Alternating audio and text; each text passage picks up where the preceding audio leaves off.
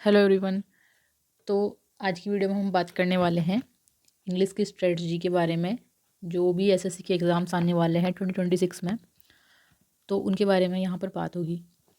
जैसा कि इंग्लिश में 3 पार्ट होते हैं। एक तो होती है ग्रामर, वोकेब होती है, एंड रीडिंग जो कॉम्प्रिहेंशन होता है, रीडिंग कॉम्प्रिहेंशन। उसमें भी ये 3 पार्ट होते हैं। PQRS होता है, क्लोज टेस्ट एंड पैसेज। ये पूरा सिलेबस है इंग्लिश का, एकदम इतना ही सिलेबस है, ठीक है। अब इसको हमने करना कैसे है, जैसे अगर आपने कहीं से बेसिक से पढ़ रखा है तो वेल एंड गुड है। अगर आपने नहीं पढ़ा तो आप जो 60 इंपॉर्टेंट रूल्स है ग्रामर के, रानी मैम के चैनल पर पढ़ाए हुए हैं उन्होंने, जो 2.0 है उसमें उन्होंने अपडेट करके डाले हैं। तो आप ये सर्च कर सकते हैं 60 इंपॉर्टेंट रूल्स बाय रानी मैम। तो आप उसमें जो बार बार रिपीट होते हैं ना एसएससी के एग्ज़ाम्स में, तो उन्होंने वही इम्पोर्टेंट रूल्स करवा रखे हैं। इनके थ्रू आप पूरी ग्रामर रिवाइज कर सकते हैं। अगर आपने एक बार भी नहीं कर रखा है तो आप जो टॉपिक वाइज पढ़ सकते हैं वो भी रानी मैम के यूट्यूब चैनल पर आपको फ्री में मिल जाएगा। जो भी टॉपिक आपको पढ़ना है आप वो सर्च कर लीजिए एंड आपको उसमें वीडियो मिल जाएगी। उसके बाद आपको करना क्या है कि जो भी आपने ग्रामर में जित जो जो जो टॉपिक पढ़ा आपको टॉपिक वाइज एरर लगाने हैं। एंड तो टॉपिक वाइज आपको बार बार नहीं लगाने हैं, आपको टॉपिक वाइज PYQ एक बार ही लगाने हैं।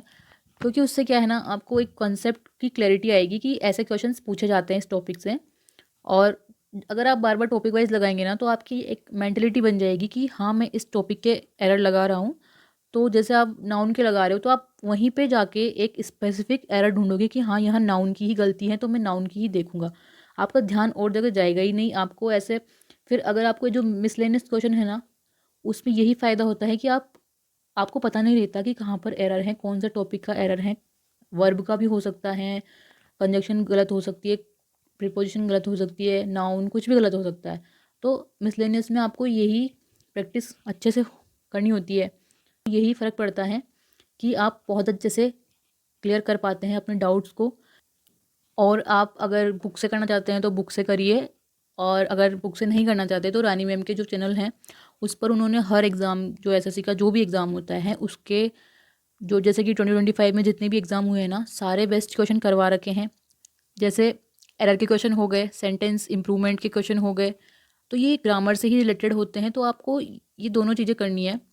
रानी मैम से आप कर सकते हैं। मैं इसलिए आपको सजेस्ट कर रही हूँ कि आप मैम से कर सकते हैं, क्योंकि जो वीडियो में आप देखते हो ना, तो वो आपको एक्स्ट्रा भी चीज़ें बताते हैं, इसलिए आप वीडियो से कर सकते हैं। एंड आपको इनके चैनल पर PDF भी मिल जाएगी, तो आप PDF से कर लीजिएगा, ठीक है। उसके बाद हम आते हैं वोकेब पर। वोकेब में एक तो आप ब्लैक बुक फॉलो कर सकते हैं, ये मैंने खुद ने करी हुई है। एंड रानी मैम का समुद्र मंथन का बैच भी आता है, इसमें मैम बहुत अच्छे से आपको लर्न करवाते हैं। उसके अलावा यूट्यूब पर उनका फ्री में बैच है A to Z वोकेब। तो इसमें उन्होंने जैसे A वर्ड की क्लास ले रखी है, फिर B वर्ड की क्लास ले रखी है, ऐसे पूरी वोकेब कंप्लीट करवा रखी है, Z तक जो भी होती है। तो इसमें जैसे 4 ऑप्शन होते हैं, तो इसका तो मैम बताएंगी ही सही, तो इनका भी बताएंगी, 3 ऑप्शंस का भी। एंड आपको बहुत इंपॉर्टेंट ही कंटेंट मिलेगा, ऐसे फालतू में नहीं कि बहुत ज़्यादा हार्ड करवा रहे हैं। और जैसे कुछ टीचर होते हैं ना, डिफ़िकल्ट करवाते हैं कि ये बहुत यूनिक कंटेंट है हमारा, हम अलग से करवा रहे हैं और ये बहुत डिफ़िकल्ट है। तो डिफ़िकल्ट करने से कुछ नहीं होगा। जैसे अभी एसएससी पूछता है PYQ बेस्ड, जो PYQs होते हैं अगर हम उनको ही कंप्लीट रखें तो हमारा एलिमिनेशन से ही काफ़ी कुछ बन जाता है। एलिमिनेशन बहुत इंपॉर्टेंट होता है। अगर हमें मान लो जो 4 हैं इसमें से हमें 2 का भी पता है ना, तो हम एलिमिनेट कर देंगे कि ये 2 तो नहीं होगी। उसके अलावा फिर हमारी जो नॉलेज होती है वो भी काम आती है। जैसे कोई टॉपर हैं तो उनको हर चीज़ नहीं आती, सबको सब कुछ नहीं आता, इसलिए ऑप्शन एलिमिनेशन की जो ट्रिक होती है वो बहुत इंपॉर्टेंट है। ये आप जब प्रैक्टिस करेंगे ना, और आप जब पढ़ेंगे पूरी वोकेब सब कुछ, आपको जैसे PYQ पढ़ लेंगे उसके बाद में आप जब एलिमिनेट करेंगे ना, तब आपको पता चलेगा कि इसकी कितनी इंपॉर्टेंस है। ओके, तो आप यहाँ से कर सकते हैं। ये 3 सोर्स बताए मैंने। उसके बाद रीडिंग में आते हैं। रीडिंग में क्या है, PQRS। तो PQRS का रानी मैम ने भी करवा रखा है, एंड आप निमिषा बंसल मैम से भी कर सकते हैं। और जो PYQ बुक होती है आप उससे अच्छे से प्रैक्टिस करिए इसकी, या फिर आप सेक्शनल टेस्ट जो होते हैं उनसे भी प्रैक्टिस कर सकते हैं। लेकिन आप PYQ को ही बेस मान के चले, ठीक है। और ये टफ़ भी हो सकते हैं, ईजी भी हो सकते हैं, हर तरह से पूछे जाते हैं, तो आपको दोनों तरह की प्रैक्टिस करनी होती है। उसके बाद हम आते हैं क्लोज टेस्ट में। ये भी यूट्यूब पर आपको मिल जाएंगे, निमिषा बंसल या रानी मैम, दोनों से किसी से भी कर सकते हैं आप। आपकी ट्यूनिंग बैठनी चाहिए किसी टीचर के साथ, फिर आप उन्हें फॉलो करिए। आप अलग अलग टीचर मत बदलिए बार बार। आप देखिए, एक वीडियो निमिषा बंसल मैम की देखिए, एक वीडियो देखिए रानी मैम की। तो आपको जिसके साथ अच्छे से समझ आ रहा है, आपकी ट्यूनिंग बैठ रही है, तो आप उन्हीं के साथ चलिए फिर। ठीक है, जो वो कहते हैं उसे अच्छे से फॉलो करिए। आप डाउट में मत रहिए कि क्या ये टीचर मुझे अच्छे से सब कुछ पढ़ा रहे हैं या नहीं। देखो, टीचर हैं वो अपना बेस्ट देते हैं हर कोई, लेकिन हमारे ऊपर डिपेंड करता है कि हमें किस टीचर का अच्छे से समझ में आ रहा है। ठीक है, तो आपको जिसका आता है आप उसको अच्छे से फॉलो करिए। उसके बाद पैसेज। पैसेज में आप रीडिंग कर सकते हैं अच्छे से। आप जैसे आप रीडिंग करते हो, बुक्स पढ़ते हो कोई सी भी, एंड नॉवेल्स पढ़ते हो, तो आपको उसमें क्या है ना, जैसे आप रीड करोगे तो आप उससे समझने की आपकी एबिलिटी बढ़ती है। जैसे आप एग्ज़ाम में करते हो तो आपको पैसे समझ ही नहीं आता है अगर आपने प्रैक्टिस नहीं करी होती है तो। लेकिन आप कुछ स्टोरी पढ़ रहे हो, उसमें आपको समझने की आपकी जो एबिलिटी है वो इम्प्रूव होती है। तो आप कुछ भी रीडिंग करो और इसको डेली की हैबिट बना लो। एक थोड़ा ही आप चाहे एक पेज पढ़ो डेली का, बट आप पढ़ने की हैबिट बनाओ। आपको शुरू में समझ नहीं आएगा, लेकिन आप धीरे धीरे आपकी वोकेब भी मजबूत होगी। आपको बहुत सारी नई नई वोकेब्स भी देखने को मिलेगी और आप इम्प्रूव करोगे। ऐसा नहीं है कि आप पढ़ रहे हो और सब कुछ फालतू में वेस्ट जा रहा है।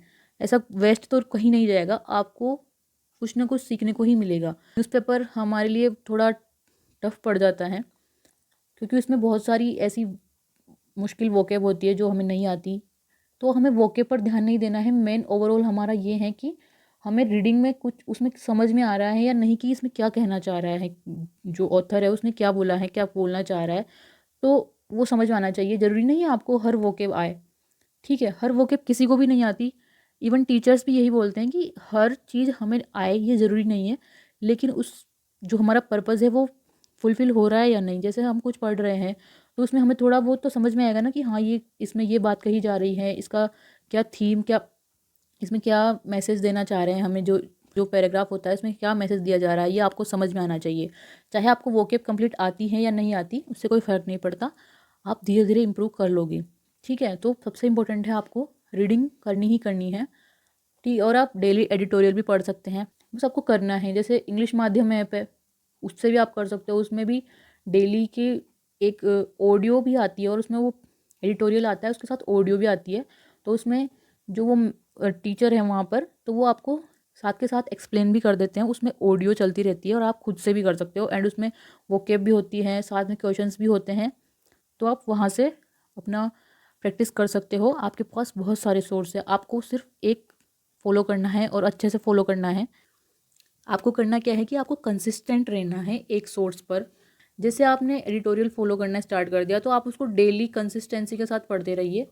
जैसे आप कोई बुक पढ़ रहे हो, कोई नॉवल पढ़ रहे हो, तो उसमें आप एक पेज का डेली फिक्स कर लीजिए टारगेट, या 2 पेज का, आप जो भी करते हो तो उसको आप डेली पढ़ो। ठीक है, ऐसे ही क्लोज टेस्ट एंड PQRS सबकी आपको प्रैक्टिस करनी होगी। उसके बाद आपको सब इजी लगने लग जाएगा। शुरुआत में हमें टफ़ ही लगता है सब कुछ। तो अभी जैसे कि मई में एग्ज़ाम होगा, तो आपके पास लगभग आप 3 महीने मान के चलिए, तो आप अच्छे से कर सकते हैं। 90 डेज़ हैं आपके पास। अगर आपको कोई भी डाउट है इस वीडियो में तो आप कमेंट करके पूछ लीजिए। ठीक है, thank you so much for watching my video. मिलते हैं नेक्स्ट वीडियो में, तब तक के लिए बाय।